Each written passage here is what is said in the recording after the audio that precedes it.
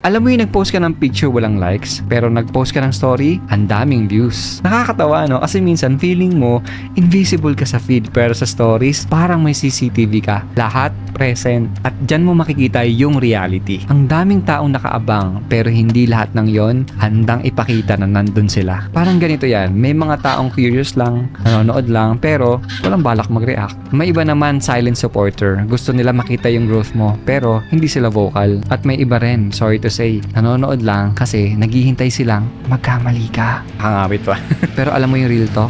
Hindi ibig sabihin na walang nag-like, walang nakaka-appreciate sa'yo. At hindi rin ibig sabihin na maraming views, maraming may pakialam. At the end of the day, hindi mo kailangan ng digital validation para malaman yung worth mo. Kasi alam mo, ito yung totoo ha, yung sukatan ng value mo, hindi nakikita sa numbers, kundi sa impact mo sa totoong buhay. So always remember, views and likes are just numbers. Pero yung growth mo, yung character mo, at yung journey mo, yon ang hindi nila kayang i-swipe away. Kaya keep shining kahit pasikwit lang silang nanonood.